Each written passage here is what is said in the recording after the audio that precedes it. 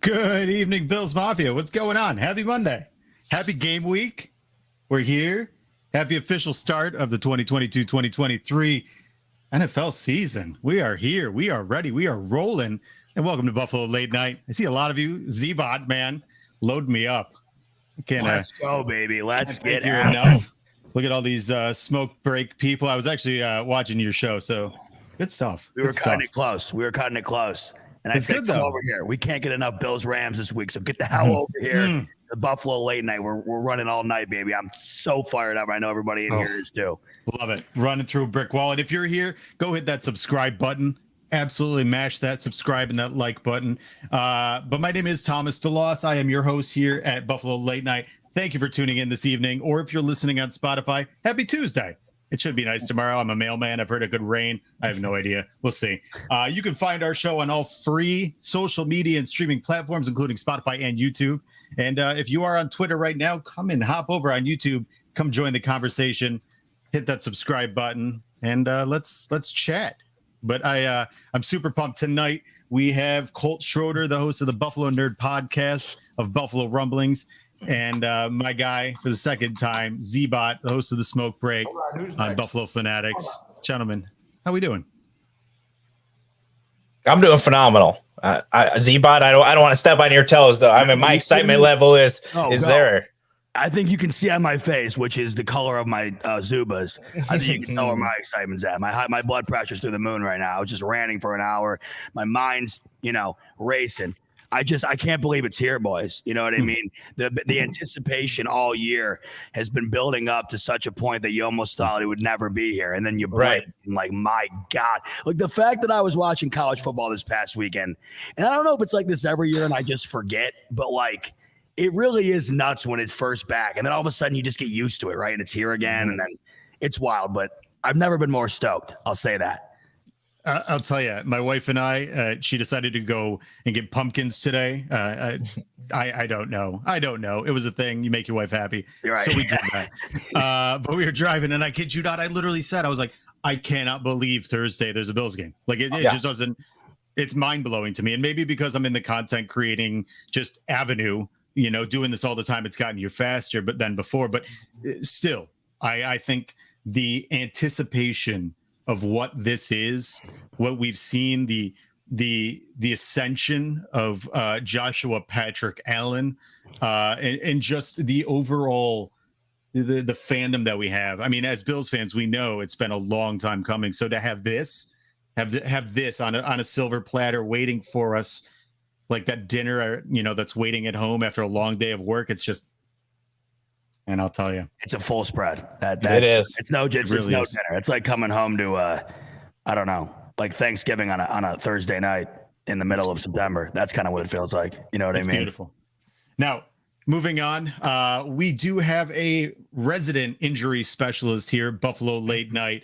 If you want to follow along with any injury updates going with the Buffalo Bills, check out bangedupbills.com or on Twitter at bangedupbills. That is our guy, Dr. Kyle Trimble. Kyle, how are we doing tonight, my friend? I'm doing very well, guys. Thanks for having me on again.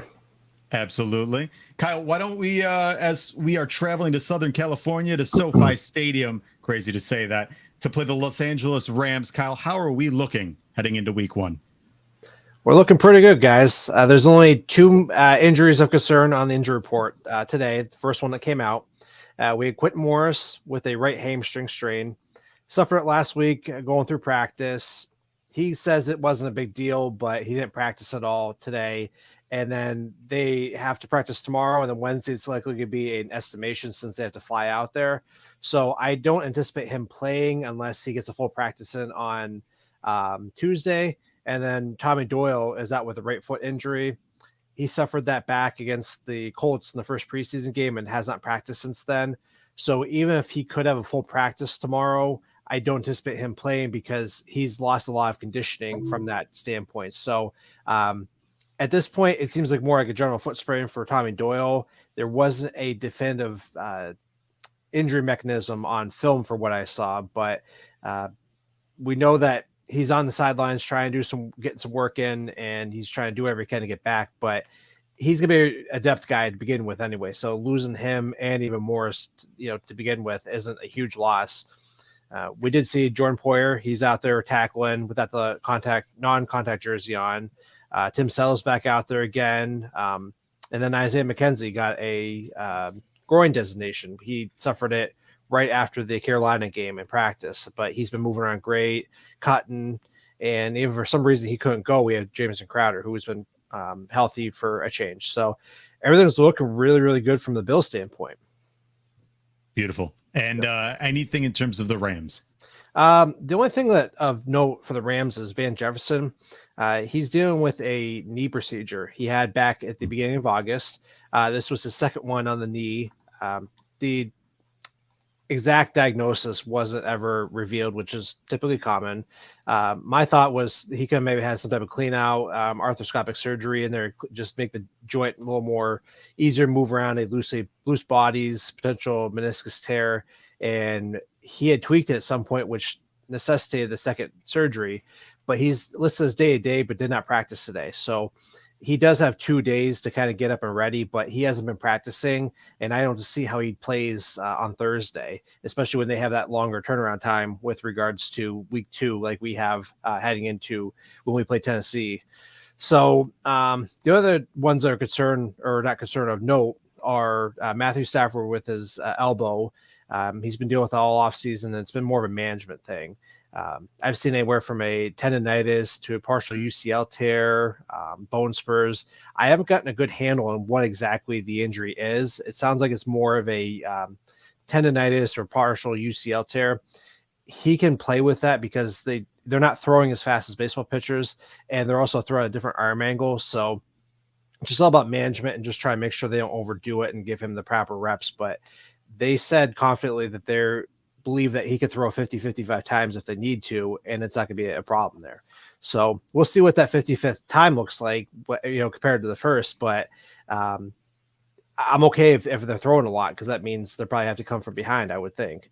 And then Jalen Ramsey, he's been slowly ramping up after AC reconstruction surgery, or at least he had a procedure done on the AC joint. And he hasn't really been hitting guys, but I don't anticipate him having any issues come Thursday night. I think when the juices get out there flowing, he knows he's healthy enough to get out there and hit. It's just going to be a matter of hopefully he doesn't go re-injure that thing. Sounds good. I like it. Not too many injuries going into week one. Keep it short and sweet. Yep. And should be a good game. Kyle, as always, we appreciate you, and we will see you for week 2. All right. Thank you very much, guys. Go Bills. Go Bills. Go Bills. Okay, let's get into this. But before we do, speaking about a doctor, I'll tell you, for me as a kid, going to the dentist was the worst, and I hated it. Well, guess what? Dr. Zach Mills, my cousin, my guy, is the best. And a dentist for kids offers individual dental treatment for kids of all ages. By providing a relaxed, fun, and encouraging environment, Dr. Zach's goal is to help your child build confidence in their smile and with their overall dental health. A dentist for kids is currently accepting new patients here in Rochester, and they participate with most major insurances. If you visit Dr. Zach, mention Buffalo Late Night for $25 off your choice of a custom whitening kit or an electric toothbrush. Call today to set up an appointment with Dr. Zach and his team. 585-538-7230. Now let's move on. Gentlemen, the head coach of the Los Angeles Rams has mentioned, Sean McVay, that they did not take down the nameplate or even clean out the locker of one Odell Beckham Jr. What do you think? Is he going back to Rams country, or do you think he's going to end up in Buffalo with Von Miller? What do you say? Well, you want to know what? My initial thoughts on the whole thing with OBJ. At first, I've never been a big OBJ guy. Just not my type of guy. I never thought he ultimately blended in with the whole Bills scene to begin with, but that was a bit ago, right? The way that these Bills have formed into what they are now, I'm of the mindset now, you add the talent to a team that just is there, right? I mean, that's what the Buccaneers have done. That's what the Rams have done. And I think it's no secret as to why those are the last 2 champions. I think that the dreams, though, however, of getting Odell Beckham have gone out the window after the O.J. Howard signing / let's just dump him because that's how bad it was. I mean, that's still blowing my mind, the amount of money that they had to eat just based on the fact that he is, I mean, I'm kind of mind blown, honestly. I just don't quite understand what happened there. And I don't anticipate that Brandon Beane brought a guy in like that to not keep him. So that's very shocking to me. And then having to go out and sign a veteran punter after the Matt Araiza situation, the money that they freed up from restructuring Deion Dawkins' contract, it did get me excited about potentially having some extra money to move on to Odell Beckham. But the way I see it now, I don't know if that's in the cards for the Bills. And it comes back to my initial thought on it. Would it be awesome if they did it? Yeah, no complaints on my end. If they don't do it, same exact mindset. I think that if they go out and do it, it can only benefit them. But at the end of the day, like a comment that I just saw pop up, do they really need it? Probably not. It would just be that one extra thing to add on top of an already loaded roster. Colt, how do you feel about the situation? Yeah, I mean, I agree with a ton of that. I think that the importance of how this team is built is shown by not bringing in a guy like that, right? Like we go out and we draft guys, we raise guys, and then we occasionally fit a piece, but it's never like a big splash kind of outspoken wide receiver. I agree with ZBot. OBJ's never really been my kind of guy. I think to me, what would happen in that situation is this is something you see maybe week 8, 9, 10. If he's still floating around, then you're only having to talk about paying him maybe like $1 million, $2 million. And then he falls into a category we might be able to fit. Personally, I hope we don't need him, right? I think if that happens, that's because something bad happened, and I don't want anything bad to happen. So sure, it's awesome that guys like that want to come here and want to be part of that and everything, but I like how we're built and what we've built, right? Like, we do these kind of moves in the off season. We're not big on big splash stuff during the season. So am I going to be completely upset if there's some point in the season where we get a talent like him? No, but I mean, also I'm hoping that it doesn't ever have to happen.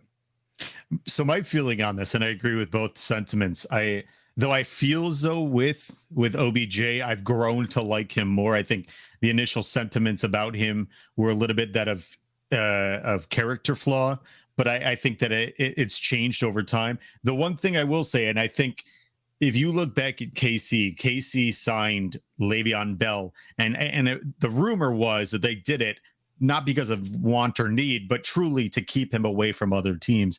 And personally, I almost feel if you sign OBJ, it almost wouldn't be of benefit. I mean, he could definitely help your team, but it's already loaded. But he's not even going to play for most of the season. It's to keep him away from a Los Angeles Rams, to keep him away from a Kansas City Chiefs or another contender. That would be my biggest thing, is you're playing kind of with house money at that point. Or potentially keep him next year, right? You get first shot at potentially signing him to next year's roster at a cheaper deal. I mean, we got Crowder. You never know how that's going to work out, but we do like a veteran wide receiver in the room. So it might be somebody you pick up at the end of the year, and then that money just transfers over to him. So I could see something like there's value in having him, right? Yeah. But that's just not really how we roll typically. For sure. I'm a little up and down about it. I love the idea. I mean, my thing is, you win a Super Bowl, who cares? No one's going to look back and have a quandary about what the team looked like. But it's definitely an interesting prospect. Well, to ZBot's point about OJ Howard there too, right? And Quentin Morrissey's out. Like, that's a depth thing. Like, it would have been great if he was there, but throughout this whole preseason, like, Reggie Gilliam's been left kind of in the dust that he's really the guy, right? He hasn't had to play that much.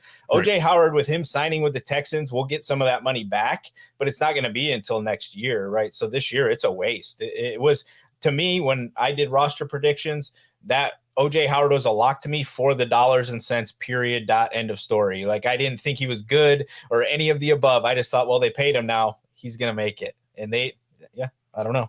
And I think everybody felt that. Why wouldn't you? You make the move. It went under the radar so much because it happened about 10 minutes after they signed Von Miller. But then it kind of clicked. OJ Howard, when he was on with Tampa Bay, I mean, he was really, really good. All these things that you come out to hear about him, though, I guess that really might be the downfall. Either it's laziness, not reading the playbook, non-commitment. I don't know. I mean, the talent level, I've seen it. But like you were just talking about, I can't for the life of me imagine you go after a guy like that, especially the way it looked with a new OC under Dorsey and a rising tight end in Knox. The ability to have a 2 tight end set with a guy like Howard, I think, had a lot of us excited. That, to me, was why I had it locked in. And then you really saw him. There was nothing in the preseason. They didn't even really bother to try and expose him to the new team. That, to me, was initially a head scratcher. And then I thought, well, you know what? Maybe they have a trust in him where he's kind of at this point a veteran guy, and they're going to keep him. And I'm with you, guys. I'm with you, Cole, man. That was just, and the fact that on top of it, you do have to, pay a sizable amount compared to your typical cut for a guy that you signed 3 months ago. Very odd to me. I mean, it really must not have been good over at One Bills Drive and over at Fisher. I'll tell you, and I think I was at 4 or 5 of the training camp practices. For a guy that was a number 1 draft pick, I think it was was he 17th? Something early, a handful of years ago too. Right, a very talented tight end out of Alabama. He did not impress out of training camp. He would be the guy, like when you watch Von Miller at training camp.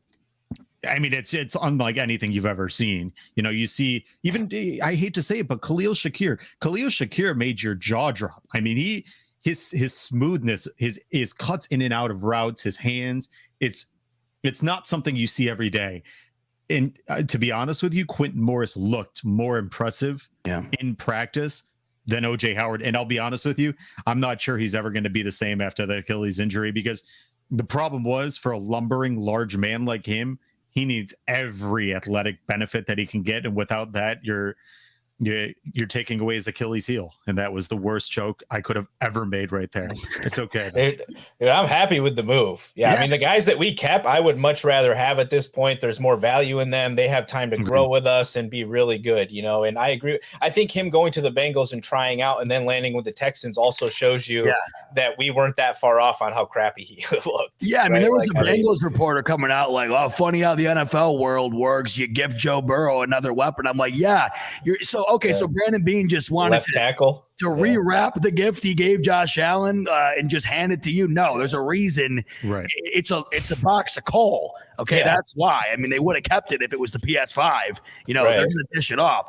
The point Dante makes over here, which I really like, because I was talking earlier on my show about how Sean McVay to me is one real big difference maker in this game coming up. He's never lost an opening game. He's never lost a week one game. He's 5-0, and obviously we know where he's ascended to in the league. You forget he's only been coaching 5 years. But the one thing I was talking about in regard to Dante's point here is their ability to just move on and either spend more money than you could possibly imagine they have or just ditch it. I mean, you go to the Super Bowl with Jared Goff, you give him an extended contract, and then you say, you know what, forget it.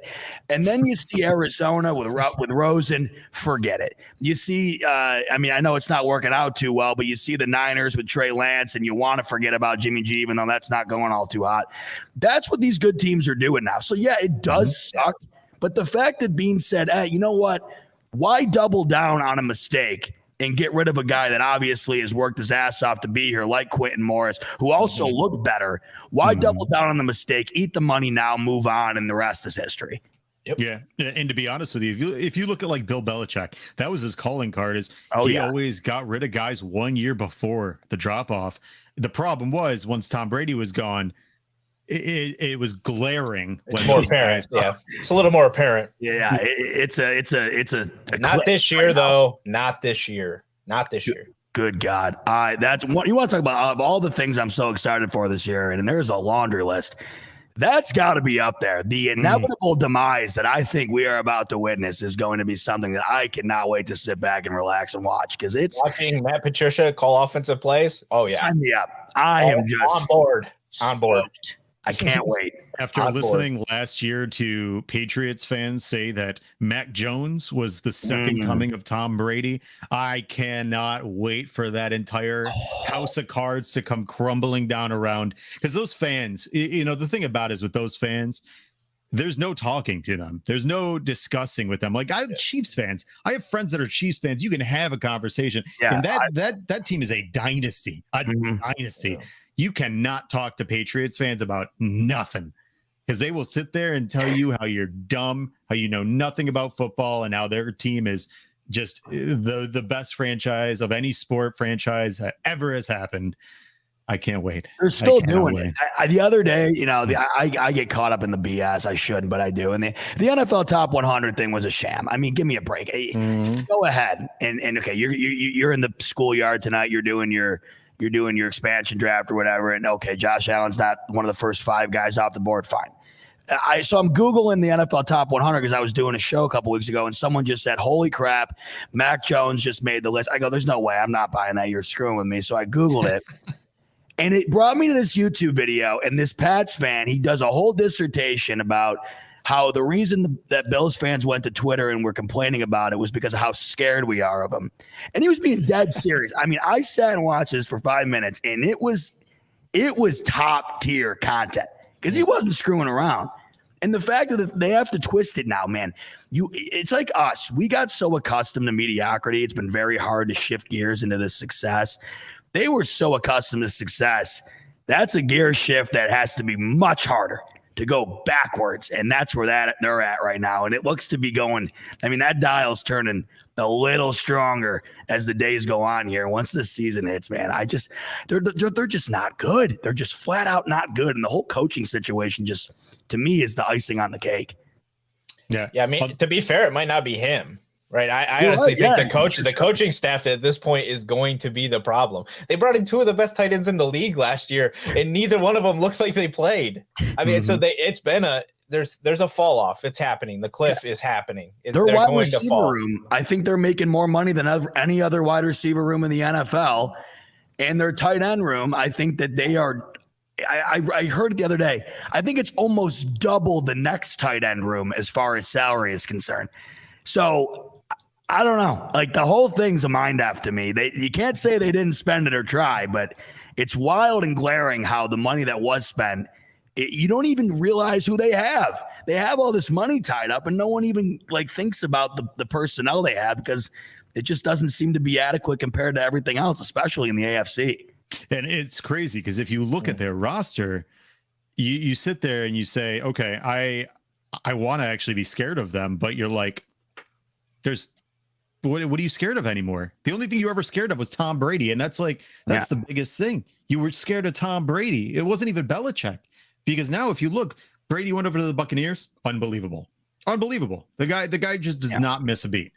And the Patriots, on the other hand, I mean, Jacoby Myers, I'm supposed to be scared of Jacoby Myers. That's what that is. Damian Harris, I'll give him credit. That is a nice running back, but he is not going to carry that franchise to the promised land. But I am emphatically excited to see Bill Belichick continue to melt away and lose his mind every single season. It is unbelievable. I don't know if you guys remember, but back in 2011, when we beat the Patriots, his unabated emotional meltdown on the sidelines when they called penalty after penalty on the Patriots. Is that when he threw the phone or the tablet? Yeah. That's when he threw the phone. Yeah, it was unbelievable. It was the best thing in the world. And I am here to continue to see it. I'm here to continue to see Mac Jones get absolutely turned upside down, because that's what's going to happen this year. I want to see Von Miller rip his legs off. I'm here for it all.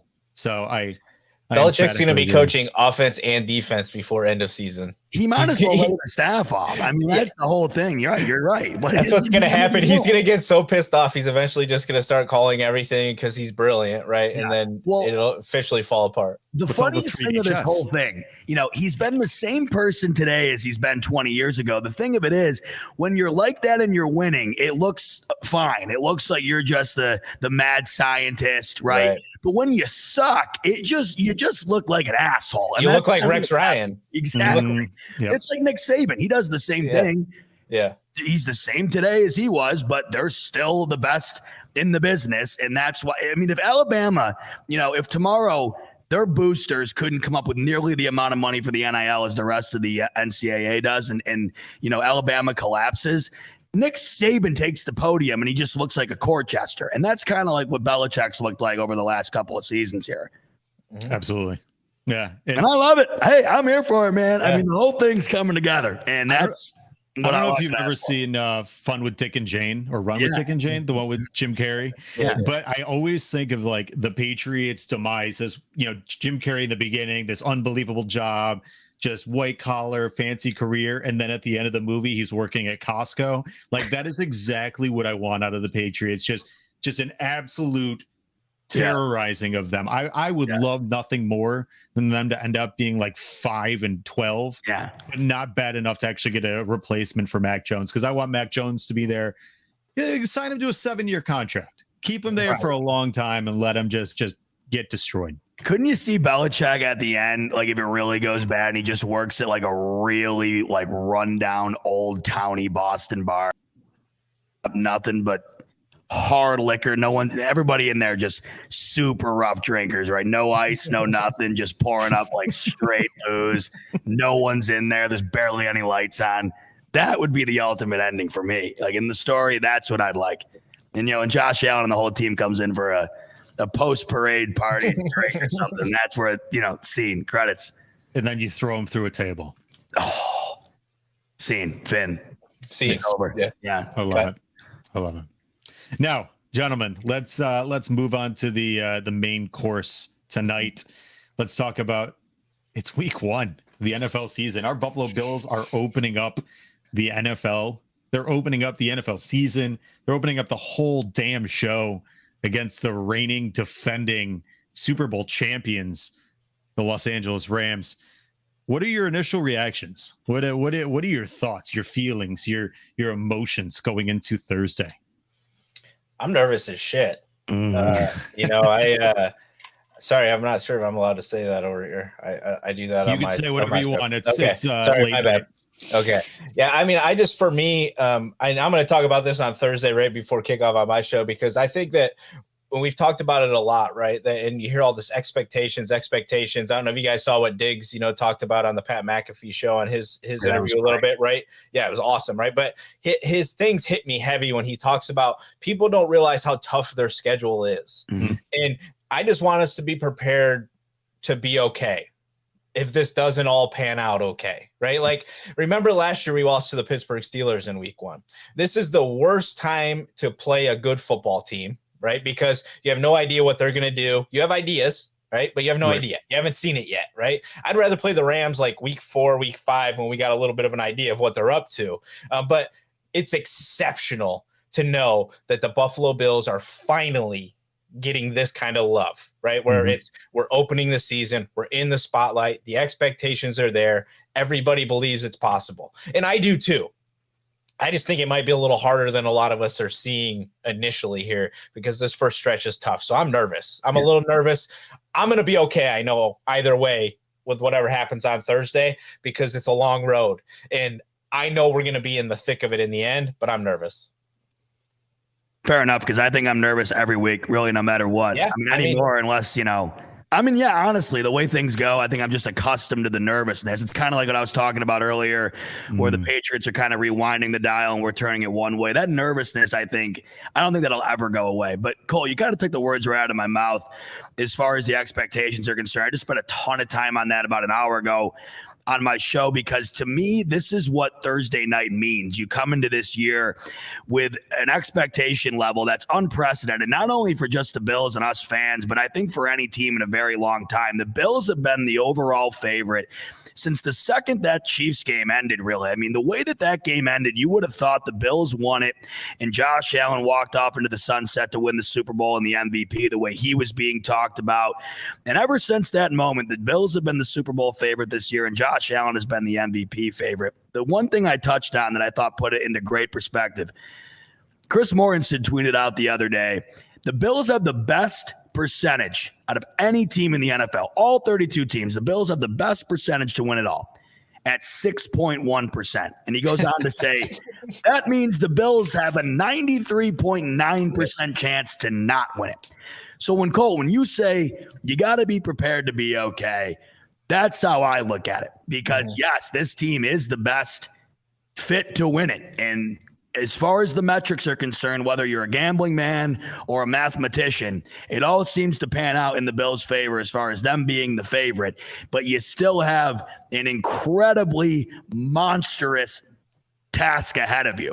I look at Thursday night as being perhaps the biggest litmus test of them all, because Thursday night is so big for a variety of factors. Not only are you playing the reigning champs, not only are you in their home field as they raise that banner and Von Miller comes back to town, but, Josh Allen walks into this game as the MVP favorite. They walk in as the Super Bowl favorite. They walk in after all these additions, and they're favored in every single game all year. And there's still people out there who look at Josh Allen and the Bills as a team that, yeah, they're great, but man, they can't beat the Chiefs in the playoffs, or, when it comes to the big game, perhaps they just fall a bit short. And I think some of those arguments are fair. And then the last time we see these Bills, it's a choke job on defense in the last 13 seconds. I'll just say it the way it was. I mean, that's exactly what it was. And that's the last time we saw these guys.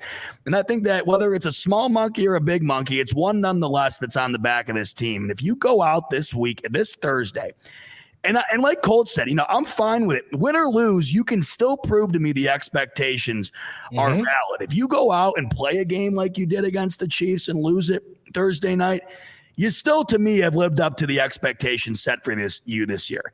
A win, though, ultimately, let me tell you what. I can't tell you how much that does, I think, for this team. You come right out in front of the biggest stage that I think any team will have all year as far as a rating is concerned, viewership, perhaps until the playoffs.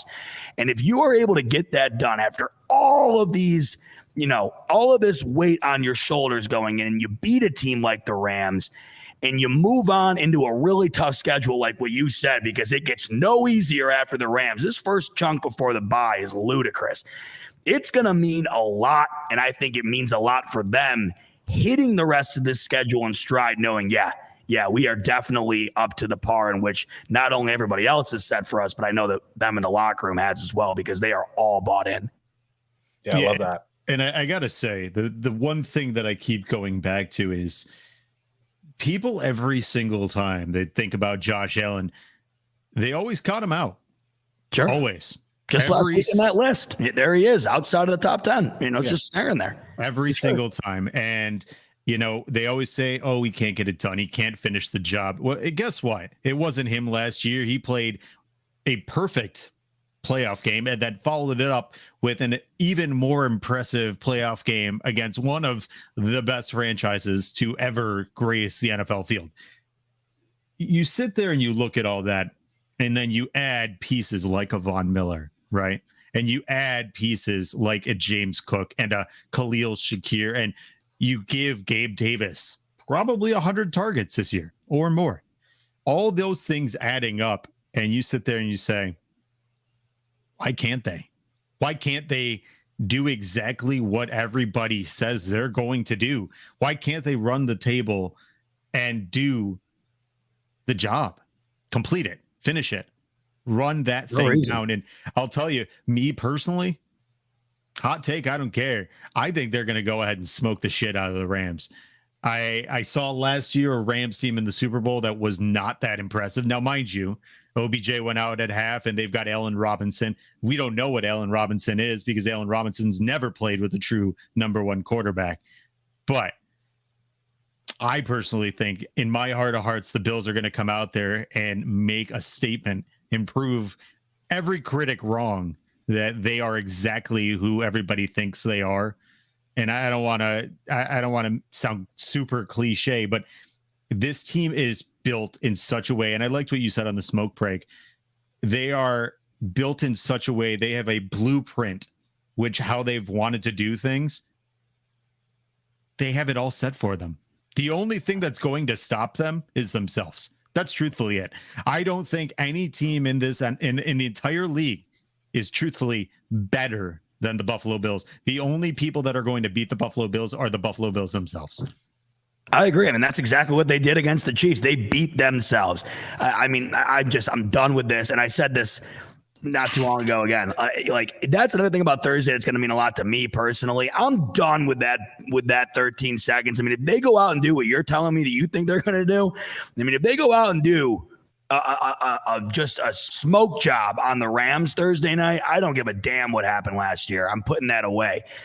But that's what that was. I mean, that is what that was, right? They beat themselves. And ultimately, they beat themselves out of the Super Bowl because, sorry, the Bengals aren't coming to Buffalo and winning that game. I put my life on it. And like you said, that Rams team, that game sucked. That Super Bowl blew. And the Bills were winning that game, right? The Bills are winning that game with the momentum they had going in. And I look at this Thursday night, and I think that your points are valid. Based on the last time we saw the Rams, yeah, they won the Super Bowl, but it didn't wow me. I mean, we're talking about a Bengals team. Nobody thought they were going to make the playoffs. I mean, that O-line was terrible, and that's a young team who willed themselves into that Super Bowl. They could have lost every single one of those playoff games, and they got there. And the Bengals are a great team, don't get me wrong, but the Rams were a much more experienced veteran team with better coaching, a better defense, better O-line. I mean, you name it. And they really weren't able to put it away till late. Right. The reason, though, this game, to Colt's point, nervousness, it's getting to the point where, like, my nerves are becoming more excitement because these big games are just so – like, they're just events now. I mean, like the games that I used to love watching as a kid that the Bills would never have touched because of their talent are now the Bills.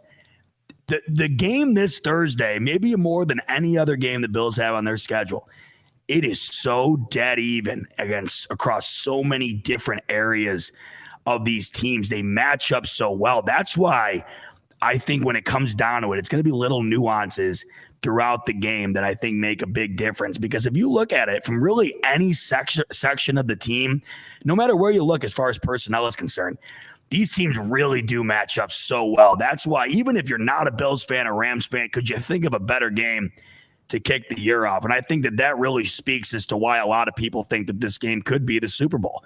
I mean, these two teams are as good as it gets, and that's why Thursday night means so much. You really prove to everybody, hey, if we can beat them, who the hell can we beat, right? Right. Yeah, I agree with all that. And a little bit to your point, Thomas. I mean, I haven't put out my official what the Bills record is going to be, because I have it written down, and every day I come back and I look at it, right? And I've got WL written down, WL. I've got my games I'm a little iffy about or whatever. And each time I look at it, I honestly only can find one game that I think we actually will lose. So part of me feels like this could be a team that could 100% just roll it, and it could just fly. If they get past Baltimore at week 4 undefeated, that's where I have them losing realistically, probably their second game, because I'm a little nervous about this Rams game. But if they win, like you say, and which I'm hoping they're going to do, because part of me wants that to happen, is there is a part of this that does just start rolling. But this is a young secondary. You're going to get your ultimate litmus test, like ZBot said. I mean, you're going up against Kupp. You're going up against Allen Robinson, who I have been saying for a couple of years is just a monster of a wide receiver. He just has never played with a good quarterback, to your point, Thomas. I mean, he's never had somebody like this. Now, hopefully Stafford's hurt, but part of me feels like this team really, truly is there.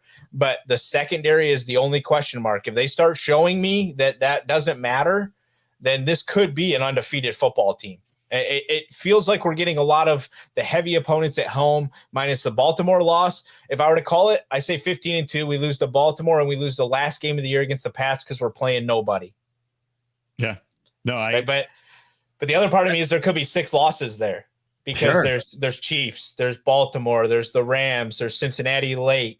Yeah, and in Cincy, prime time. Yeah, I mean, that's going to be big playoff implications, I think, right there. That's why I say we got to be prepared to be okay. Yeah. Right? Because there's 8 teams in the AFC that could win 10 games, right? I mean, for sure. We got to be prepared to just be okay. We got a great football team. It might not always look great, but when we shine, I think we are going to destroy. People are going to get their feelings hurt weekly. That point you just made, Colt, about the wide receiver core and then the secondary, that's the one thing that concerns me the most, not just because of the personnel going up against each other, but because I think that's where we really might see the genius of Sean McVay, especially having months to prepare for one opponent in the Buffalo Bills. That's where I think we see him really try to take advantage. He's got a better wide receiver core this year than I think he even had last year. I mean, you break it down. After Robert Woods went down, at this moment in time, the Rams have not taken a step back, I'd say. Maybe it's not ultimately better, but they haven't taken a step back. Their wide receiver core is right up there.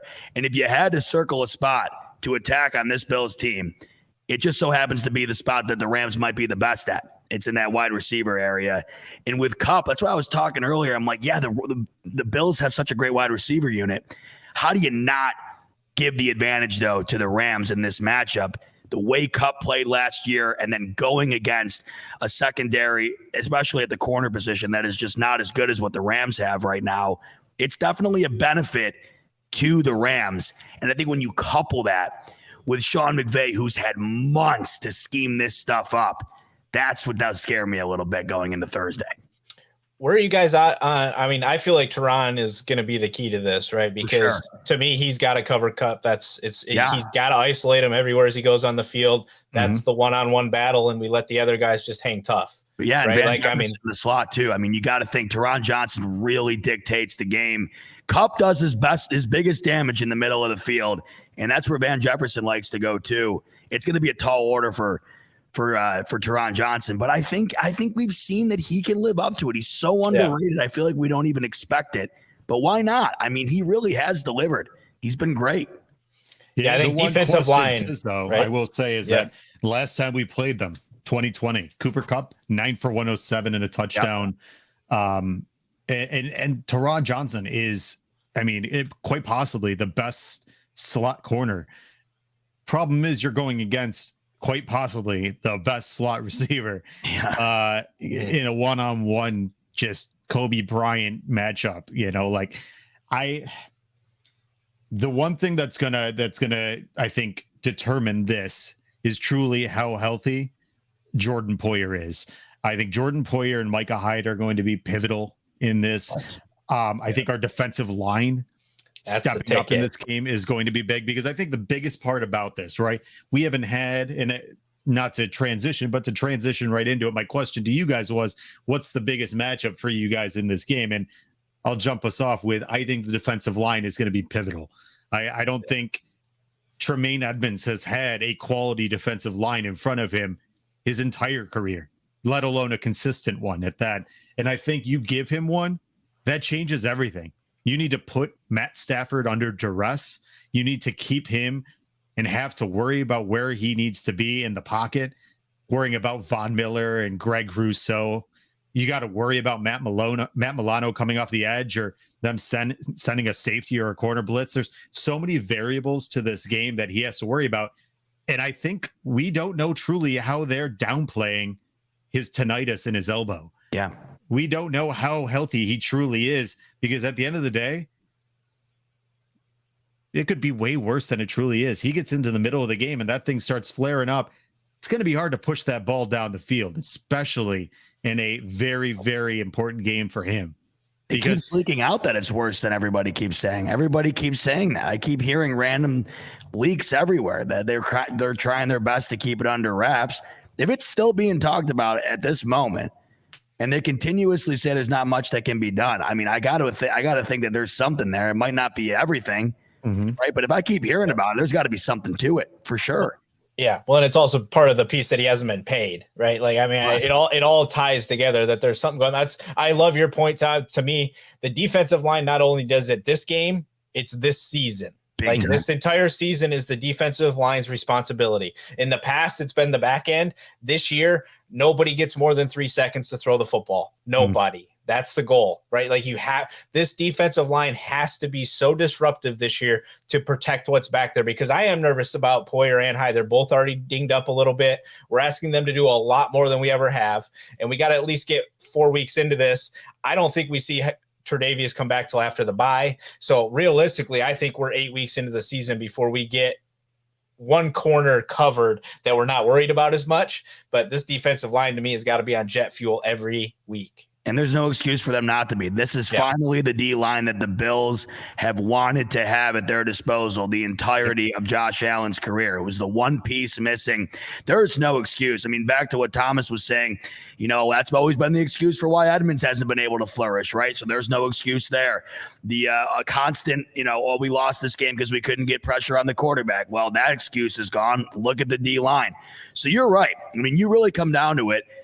They got everything else. And then when Tre'Davious White comes back, they really got everything else. The D-line is ultimately that thing that everybody has felt takes them from, the false peak to the top of the mountain. And I think that if they've ever had an opportunity, that's why this year is, I think when you really break it down, right? Why is everybody so high on them this year? It is the D-line. It was the place they upgraded the most. And I think that's why they've really ascended into that team everybody looks at as the favorite, because everybody saw that that's what they were lacking. Here it is. So 100%. And Thursday, it's a huge task. It's your first chance to see it. And, it's against a team that is probably going to give you as good of a task as anybody else is going to. So you're going to really get a good judgment of what we have. Yeah. Cam Akers is a good back. Yeah, for sure. Right. Yeah. And you're going to go defense against defense. I mean, you've got Jalen Ramsey, you got a young cornerback group, and then you got two defensive lines, one starring Von Miller, the other Aaron Donald. You couldn't ask for a more storied game going into week one. What was it? 2 years ago, we had like the most expensive defensive line in the league, right? Like it was like, and we didn't do crap, right? Now we're probably up there again, but it feels completely different, right? It feels so dangerous. It feels dangerous from every level, and no matter who's out there. I don't care if the second string guy is out there, the first string guy, it feels dangerous up front now. We have not had that in a very, very long time. And we haven't seen it either. That's the thing. You haven't, outside of training camp, and they're not going full bore, but I will tell you this, from what I did see at training camp, Josh had no time. Case Keenum had no time. Matt Barkley had no time. Diggs, did you hear what Stephon Diggs said today on the Pat McAfee thing? He basically said there's times where he feels like the coach basically has to go to Von Miller and be like, yo, let him get into play. Yeah. Right? Like, let him get into play, man. They need to practice too. Josh would literally turn around from a play action and Von Miller would be in front of him, standing there, just like hands in the pockets. You know, Greg Rousseau would just be right there in a second. Tim Settle would be up the middle in seconds. Edmonds, too, I saw a lot of constantly up in on the play, which really, I mean, that's what I'm excited to see, too. Yeah. That linebacker play really take advantage of the opportunity they have in front of them. I mean, the more we're talking about it right now, guys, right? Isn't it tough when you get down to it, especially when Tre'Davious White gets back? When you think about it, the build, and so it's Josh Allen, Stephon Diggs. You really could make a great argument that the defense is the strong suit of this team. I mean, when you really could. And I don't think you'd have a good time disputing it. I mean, you got Josh Allen as your defense, but minus 13 seconds. I know. Well, I got to tell you, Leslie Frazier takes the big brunt of that, in my opinion. I mean, to line up, One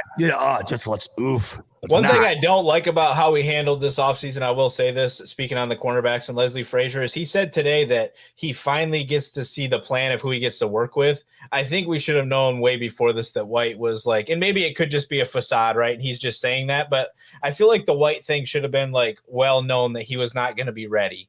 Right. Because it almost came off today like he was like, well, yeah, now that I know who's going to actually be back there, I can actually see it and we can think about it. And it's like, really? I mean, like, did we really think he was going to be back? McDermott was always a little bit more optimistic about it, at least behind the mic, than I think anybody that has, any like wherewithal within the medical field was saying about him. He was constantly making it seem like there was a chance. Anybody else I ever read about or talked to about it that had any like knowledge about his injury was like, dude, a week one would be, even if they did, it would not be intelligent at all. I mean, it's just way too rushed. That would be concerning, Colt, for sure. I mean, you really would like to think that is not being, put together on a Monday before the game. Right. My assumption is, if I had to guess based on how they do things, the NFL is all cat and mouse. Yeah, it could be. Yeah. And my assumption is they knew that Trey was never going to be ready for week one because, and I'm not saying that I was pulling for him. I've torn my ACL in both my knees. But I will tell you, it's possible, but it would have been a very, very big stretch for him to be ready. I think it was more of they wanted to keep everybody thinking Trey could be ready to have to game plan for one of the top 5 corners in the NFL. That's my guess, is just solely based on that alone. And it's all about trust and trusting things. Travis Matthews' innovative fabrics keep you looking and feeling your best, whether you are on the golf course or strolling through town, offering supreme comfort for every aspect of your life with clothing that's quick drying, wrinkle resistant, and super soft. You can move seamlessly from work to play. Get 20% off your first order at travismatthew.com. You can click the link right on Buffalo Media or Buffalo Late Night's media pages and get that 20% off and free shipping. I love it. I use Travis Matthew all the time when I go golfing. Yesterday it was raining. I had my Travis Matthew quarter zip on, kept me dry. It was beautiful. It's been wet up here in the Rock, man. I mean, really, it's crazy. Which is good because I don't mind it. I don't mind getting a little rain, especially after the heat that I've been dealing with. Like, just everywhere I seem to go, other than here, is just dead hot. So Colt, where do you live, Colt? Yeah, I was gonna say I'm really not listening to any of your complaining. It's 7:24 p.m. here in California. It's 105 degrees outside. Oh, it was 111 today. Are you going to the Rams game? I am not going to the Rams game, and I will tell you why. For one, it was like $400 some to sit up top. For two, the Rams fans are the biggest douchebags on the planet, right? Like, I don't like going to a location where you actually have to worry about what's going on around you, because they might beat themselves up. They might fucking just they might look at you the wrong way. Then they think you looked at them. And it's just, I don't want to play that game. What I am doing is I am flying back home, and I'm coming to the Monday Nighter because I do have season tickets, and when I can't come out, my family goes and sits in the seats, but I am coming back. I'll be back out Wednesday. I'm coming, fly out next Wednesday to be back. So I'll be recording my show next week, actually live in Western New York, the first time ever. That's amazing. That's Good awesome. Good choice. Yeah, the prices there are insane. And also those fans, not only do they seem to be like what you're talking about, but it's also insult to injury when they couldn't even name you 4 players on the team. Right. Absolutely. That's the worst part. I hate that. Those guys, just the worst, man. I've been in California for 14 years now, right? When I first came out here, I had no idea there was 49er fan around me at all. And then Kaepernick had that year, right? And then all of a sudden it was like they were everywhere. That's how they roll. If you're not at the top out here, you can't tell there's a fan floating around. Well, and it sucks because everything's good out there too. Every team. Yeah, they do well. Yeah. That's the thing. They can just jump on it, right? And then whatever. Come back when they're good again after it all goes away. Minus me in Sacramento, where I fell into magically, I get the Kings, right? What are the odds that the guy from Western New York, whose football team can't ever win, I fall in with a basketball team that can never win. Right. Yeah. At least one of them's changed course. I'll tell you though, the tickets for Bills games, my wife and I also have season tickets, and tickets for the Packers game right now. Those tickets, the cheapest ticket to that game in the upper deck is $340. Yep. Which is super impressive. I don't know how accurate this is, right? But I went on today to look and see what they said was available for the Monday Nighter, and there was 1 seat listed. So I just checked literally 10 seconds ago. Okay. And the cheapest before all the fees, and that's another 10 grand the way they do it. 300 level. Yeah. The 300 level for Monday night is 210. So you're probably touching down on, I don't know, man, probably like 270 after the fees and stuff for high 300s on Monday night. Yeah. So I think that might be the new normal. And I think even that, just wait till that new stadium. I was just going to say, you might as well enjoy that, even though it's not cheap, because good God, I'm not looking forward to it. Yeah. You'd be paying that just to own the rights to the seat. I know. Yep. What do you got to give them that deposit, right? Before the year or whatever Yeah, it's how they did that at Levi out here a few years ago for the Niners. 20,000 was the PSL, I think it was, just to have the rights to buy the seat. 20 grand? For how long? For how many years does that get you? Forever? You pay every year. No, every year. 20 grand a year? So basically too, though, with the license, I think that some people don't realize this too. With the license, you actually get first dibs for every event, period, end of story. It's not just necessarily for the football season. A lot of times you get it for like everything that takes place at that event. Some of them do it where it's only for the season. Yeah. So it's like $20,000 to then turn around and pay $300 for the seat still. Well, it's $20,000 as a one time. It's not you're not paying. No. The license thing it's a year after year thing. Not for the Bills. The PSL is a one time it's because you can finance it over 30 years. That would be incredible because that's not how they fly out here. If you could do it as a one-time fee and that's it, that's awesome. Because it's like an annual thing because they have so many people that want it, right? You're in the Bay where there's just tons of people that would show up, right? So they do it. They sling those things all the time. It's craziness. Oh God, for my seats, and I sit in 108, so I'm about the 10-yard line on the visitor side. The survey that they sent around, which if you want to go back into Buffalo Late Night's time capsule, our first show we did actually was with a bunch of different people: Kristen Kimmick, Leslie Wiley from Bills Mafia, Joe Miller, Kevin Masseri, whole bunch of people. But the survey said it was about $7,000 per seat, so it'd be about $28,000 just before even the season ticket costs, which the season tickets were going to go up about $2,100 per seat. So Sweetness. Pretty costly. Oh, and by the way, my wife's pregnant. We're having a baby in January. Add a seat. Yeah, crazy. No kidding. What's another $7 grand? Yeah. Might as well. It's gonna be wild, but I will say this: like the renderings that I've seen so far, like having something like that sitting out there in that kind of open space, it's gorgeous looking. It's a phenomenal location to be able to. If you think about what we've been going to for the past like 30 years, and now we're going to get to go do this for like the next 40 years, it's pretty cool. But yeah, it really kind of does suck that the NFL doesn't really care about the location, right? Like the dollars and cents still have to be there, so they have to charge the coin. And I'll keep paying the bill as long as I can, I guess, right? I think most people will. I think a lot of people will forfeit a lot of things. I think well, especially if I didn't know you could finance it over 30 years. I'll buy 10 seats. I mean, what the hell? It's 30 years, right? Like whatever. Screw it. So give it to somebody else. Then we'll take it to collections right around the road. It's another 10 years. That's your problem now. Yeah. What else? So, gentlemen, let's move on to the big question. What is your prediction for the big primetime game this Thursday night against the Rams? Who's going to win? I've been having a real hard time with this. Mm-hmm.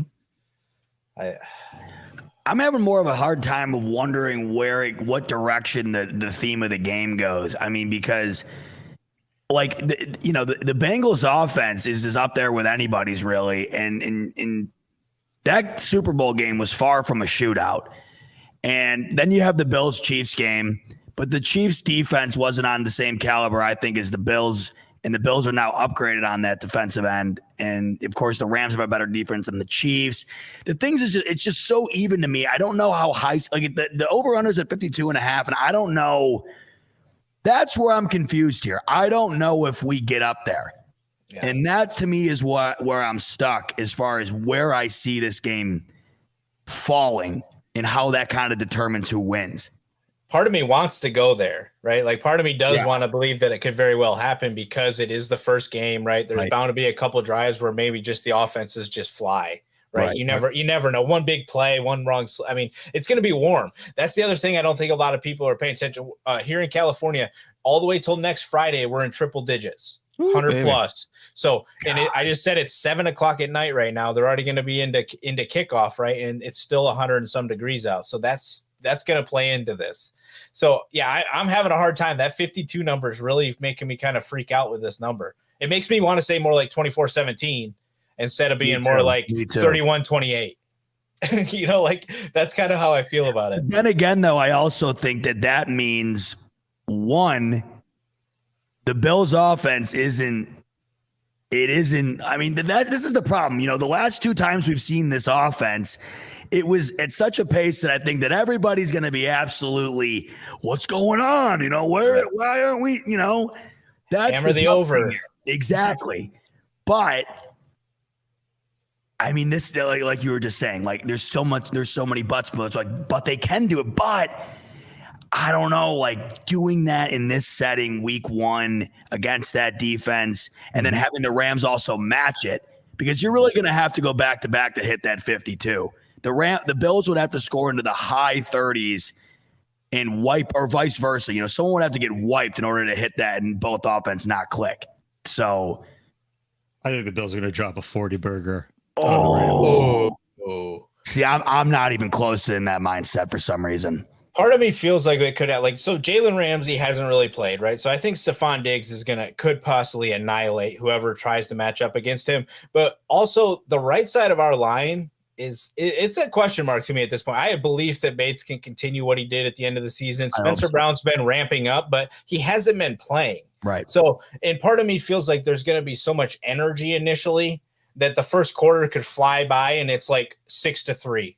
I agree. Right? Like something like that feels like it could happen. But I also wouldn't be surprised if Josh Allen comes out and every time he touches the ball, he scores points. Right. Like I also could see that happen because I don't believe their defense is as good. And I kind of feel like if we're smart, Aaron Donald is going to get himself in trouble in the first half of this game. And we got to compose ourselves. I wrote that down a bunch of times getting ready for my show on Thursday. All I want to see from this team this week, win or loss, is composure. Be composed in this moment because everything is against you. They're the champs. You're in their house. All the pressure. Just be composed. I'm going to call it Bills 28-23. I like where your mind's at. Vegas is too good. And I've been burned by him way too many times to know that to go against it would be illogical. I think I'm right. I'm like right where you're at. I'm thinking because I don't think the Bills cover. So this is the problem. The 2.5's too fat for me. That was at 1 forever. And now all of a sudden it's at 2.5. I'm going to go, oh my God, 24-23 Bills. They don't cover, and the over does not hit, because I think that 2.5, it looks enticing, but to me, the difference between 2.5 and 1, which that was going back and forth for months up until this week, it tells me this game is going to be incredibly close. I think it's going to be that. So I got the Bills winning. I think ultimately it comes down to the better quarterback situation. I go Josh Allen in this game all day, but it's going to be a real nail biter. I got the Bills going by 1, and the under hits, and they don't cover, but they get it done, and that's all that matters. Yeah. So Thomas, if you're at 40, what are the Rams scoring? I said 41-17. And 17. I think it's that would literally where the Bills are just going to ransack them. And so here's my if thought. They do that, the expectations will blow this atmosphere out of like the planet might erupt. So here's the thing. Back in 2020, last time we played them, and of course Jared Goff was the quarterback. So, but I don't think Jared Goff was nearly as bad as people have really pinned him as. Now Matt Stafford is significantly better, but let's look at this just kind of in a straight line. They had Darrell Henderson run for 114 yards. I don't think they're going to break 80 yards on the ground unless it's both Akers and Henderson together and a mix of maybe Stafford runs for like 3 yards or some bullshit. I don't anticipate that being it. I think they're going to get their yards in the air. I think it is going to be a bit of a shootout. But the thing that you have to look at is Cole Beasley was our number 1 receiver in that game for 100 yards. I do not anticipate that being the same thing that's going to happen. They had Robert Woods catch for 74 yards. I would be very surprised if Allen Robinson replicates what Robert Woods did against us with 74 yards and a tutty. I think he is a very good wide receiver, but I think Dane Jackson has stepped up time and again when his number's been called. And I think they have the ability to shade over, because the thing is, they don't have to worry about Cooper Kupp. Cooper Kupp's he's going to get his yards. He's the best receiver in the NFL. He's going to get his yards. There's no way about that. There's no way around it. But if you look at the way the game's going to be played, they're going to shade coverage to protect whatever corner is struggling.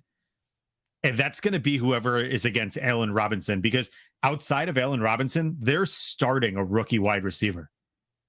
So if you're going to look at everything blanketed, I think the Bills have a significantly better shot of being able to play against this team, a team that really, when they lost OBJ, and OBJ was going to be the MVP of that Super Bowl, once they lost him, that team looked deficient as any team has ever looked in the Super Bowl.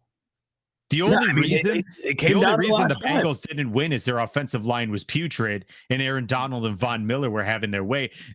Had it not been the case and the offensive line was the Bills' offensive line, let's say, it's game over. And just as you were saying earlier, if the Bills had beaten the Chiefs, the Bills would have beaten the Bengals that very next week at home. Because I was at the Patriots game in the playoffs. Colt, I'm not sure if you were, but it was one of the most raucous games I've ever been to, being 0 degrees. And you're talking that very next week, it would have been even worse. The Bills would have matched up significantly better against the Rams than the Bengals did. The Bills had just as good of a defense as the Bengals, minus maybe not as good of a pass rush as they did in the playoffs, but they played significantly better. I think the Bills, if you look at the way that they play, match up significantly better when the rubber meets the road. When the game's the biggest, they play very, very well. I think the Chiefs game was an anomaly. The way that happened in 13 seconds was just an absolute, like a paradox, really. It was not something that you have that happen 10 times, the Bills win that 9 times. We saw the one weird occurrence where 13 seconds happened. Things went sideways. Bates, or Tyler Bass did not know to either pooch it or to kind of almost a missile kick. All the things that could have went wrong did.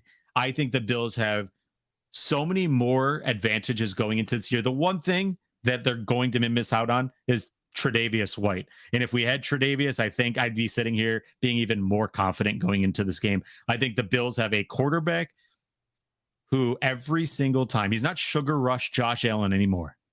He's not the guy that you have to sit there and worry about him lateraling it to nobody. He's not the guy that you have to worry about throwing an errant pass because he's just trying to make something happen. He is a well-polished, oiled machine at this point in year 5.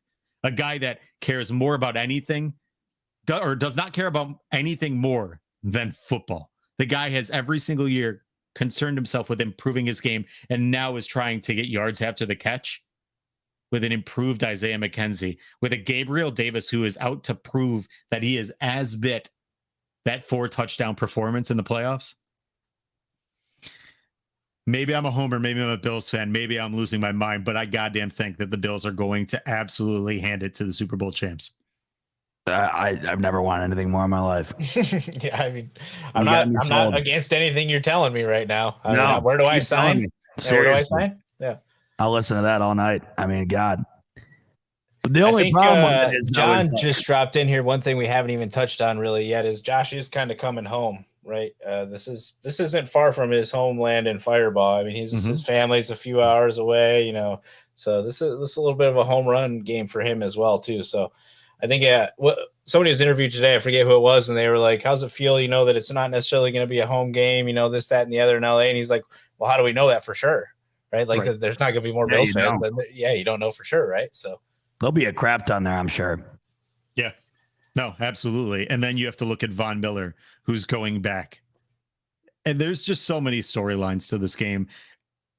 And it's one of those games that you have to sit there and you've been waiting. We have Bills fans have been waiting for them to finally give us our time in the sun. The time that we are every bit the franchise we've been hoping for. Now we got it. It's time to nut up or shut up. It is. This is the year. It really is. You go out there and Josh Allen's going to prove every naysayer wrong, and this defense is going to step up to where they need to be. And this is the other part about this. Leslie Frazier has been passed over now how many years in a row as a head coach? He wants to not only prove himself, but he wants to prove that what happened in that KC game in the playoffs was just a fluke. Right. I guarantee you, just as much as McVay is a genius, that Leslie Frazier wants to take his number 1 ranked defense, trot that group out there and shut the Rams down and shut down all the naysayers saying that he doesn't deserve to be a head coach. There's so much on the line here for the Bills. Outside of all the talk, there's so much on the line. He did it for a half a game the last time they played. Yeah, he had his number. I mean, I think Leslie's a stud. I think I don't think he's going to go anywhere at this point. It's a lot to take on as an older man to be the head coach, and I think he's just fine-tuned his position at this point. Just ride this wave as long as you can because, Josh Allen's here for 10 years. You're competitive for the next 10 years. I mean, I love Leslie. I hope he goes nowhere. Here's the other part. Jeff mentioned, and I saw this. They sent $24,000 worth of Labatt Blue. I know. To Los Angeles. Isn't that great? Yep. They know we're coming.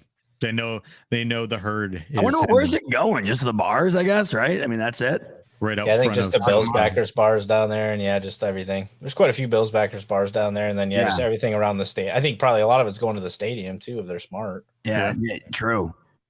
Now I want to ask you guys. I'm gonna finish this up. We've gone, and this has been awesome. Awesome show. I'm excited to listen back to this. I asked my brothers a few weeks back, and I've asked every single person who's been on the show, and I've loved the answers thus far.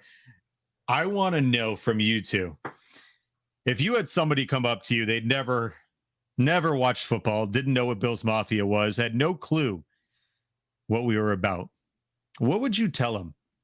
What it's like to be a Bills fan? What would you tell them who's never experienced what it's like to be a Bills fan in synopsis?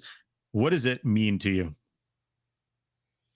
I mean, it'd probably be easier for them to figure out because there'd be multiple items of Bills all over me, right? So they would probably figure it out pretty quickly of where my allegiance was. But to me, I know it's attributed, to the Bills, but it's a lot more like that blue collar just in general, right? Everybody's got each other's back. I don't think that anybody and their brother has seen anything negative from what, Bills Mafia is all about, whether it's for our team or other teams, right? So it looks crazy sometimes at the forefront, you know, if you're watching tables be lit on fire and shit. But those are also the same people that are quickly rushing with a fire extinguisher and giving you new clothes to put on now that you've made a dumbass maneuver, right? So, I mean, it's just, I don't know. To me, it's just the way I was raised. So I don't know anything other than it, right? You know, it's just you take care of the person that's around you, you treat your family right, you do the right thing. And I think that's just instilled through anybody that falls in love with the Buffalo Bills. I'd have to agree. I think family first and foremost, and like Colt said, the way I was raised. But the one thing I would do, it wouldn't be what I'd say, it would be what I'd show them. And it would be the video that my mom, thank God she captured it, but it was the moment that Tyler Boyd scored the touchdown against the Ravens. And I mean, there's no better way to sum up the whole thing than that video. I mean, me and my dad, who I've watched every game with since I was an infant, and that's the first time I got to experience, you know, even a little bit of success, but you had hung on to nothing, right, for so long because that's how much the team means to you. You know, you never once in a million years thought about the thought, even saying bowing or whatever makes me like I don't even want to say it because it's just impossible to even conjure up a thought about that. And then to be able to show like the overwhelming emotion of being through that ride of like having something like that and have it kind of come to a point where you've always wanted it to, even though all it was a wild card berth. I mean, that's what it was. And, you know, man, we're crying, we're hugging, we pop champagne bottles, we're spraying them everywhere. And like, to me, I would just show and I'd be like, this is what we did for a wild card berth for a team that was barely above 500. And in this modern day wouldn't touch the playoffs probably. It's just like, I don't know how to describe it, man. It is a part of me. And I don't really know how to explain that to somebody. The problem is the people who often ask about this and need an explanation are also people who have no idea how to comprehend this. So it's very hard to explain it. Because if you say that, you kind of come across as a bit Looney Tunes. But at the end of the day, I think that's what we are. But the cool thing is all these people understand it. So you don't feel nuts, right? You don't feel like it's out of the ordinary. Frankly, I think the people who don't understand it are the ones who are a little loony. That's the way I look at it. But I think that that's the best way to put it. It's like, listen, like if you ever had something in your life that you love so much, that would be this. And I don't know if that makes sense to you because it's a team, but shit, I mean, that's God's honest truth, you know? Yeah, I'll tell you, I always like Jim Nantz when you watch the Masters, he always has a tradition unlike any other. Right. And I feel that's so exact for being a Bills fan. You know, you go back to when the Bills lost to the Giants and wide right happened. They had a big gathering outside City Hall, and the fans literally applauded Scott Norwood, a guy that lost the game for them. They applauded. They treated him as though he was family. That's just something that's happened. You know, everything that happens in Buffalo when it comes to sports is big. It's big, you know, and we rally together, whether it's, you know, Dawson Knox's brother passing away or Josh Allen's grandmother passing away and raising money for great causes, or just being together during the worst possible times or raising things up. You know, when the Bills were terrible, you stuck together. When the Bills are good, you stick together. There wasn't gatekeeping. There wasn't making other people feel bad for being part of this. We all suffered together and we all rise up together. And that was the greatest thing about being a Bills fan is you did it together. You know, it was a birthright. I've said this before, every single show. I always say it's a birthright. You know, I became a Bills fan before I knew what a Bills fan was. I don't know when it happened. I don't know. Yeah. It's probably the same time I figured out I had a wiener, you know, like I didn't really know what it was. It just before that, you know? Yeah. I say in 1982, the year I was born. Right. Yeah. Like, I was 88. Right. You know, you just never really know. But at the end of the day, it's one of those things that you're proud of no matter what happens. You know, it's a God-given thing that you get to run with. And now we get to enjoy because we've got a quarterback that's a goddamn mastodon. It's unbelievable. Truly. I love it. But what I want to do real quick before we jet set off, because I got to work at 6 o'clock in the morning and go walk in the rain. What I want to ask you guys is tell people where they can find your awesome content. Go ahead, ZBot. Cool. Yeah. Twitter right here. Spend way too much time on that at ZachB22. Follow me doing some giveaways and stuff too before the season starts, which is fun. So go check that out. And that's where I talk most of my Bills. And then my show over on the Buffalo Fanatics YouTube channel, live every Monday nights. And then we'll be doing pregame shows as well. I'd like to give you a certain date, but with the Bills this year, we're all over the map. So anytime the Bills are playing, we'll be on there. And then, in addition to myself, there's a bunch of other awesome creators over on the Fanatics I'm sure you're aware of as well. Mm-hmm. And then if you don't catch on YouTube, then we're over on, Spotify, podcasts, all that good stuff, Apple Podcasts. Just type in Buffalo Fanatics, and that's where you'll find me. Yeah, absolutely. At Colt Schroeder, a.k.a. Buffalo Nerd. You can look up either one of them Thursday nights, 5 p.m. Eastern over on Buffalo Rumblings. We go live every week. It's usually, myself, I usually bring on a lot of different folks. I love the fantasy stuff, numbers, so betting. I bring on a lot of different people in that realm. But yeah, this Thursday, come hang out pregame. We're going to kick it off a little bit earlier due to kickoff, right? But yeah, I'm excited and appreciate you having me on, Thomas. Love getting to hang out and chat, with Bills fans, other guys, content creators hanging out, doing their thing. I appreciate you, man. Big time. Absolutely. Yeah. And I'll tell you, I appreciate everybody. ZBot loading my show up with a ton of people.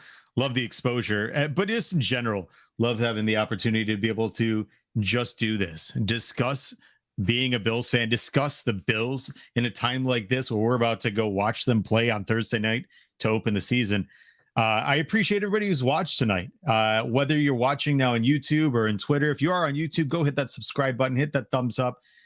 Let us know that you enjoy this show. On top of that, if you want to listen back, go check out our Spotify page, and you can find all of our content at bflolatenight.com. My beautiful wife, the one that puts up with all the shenanigans, put together that website. She did a fantastic job. That's you awesome. can find all of our content on there. And in the very near future,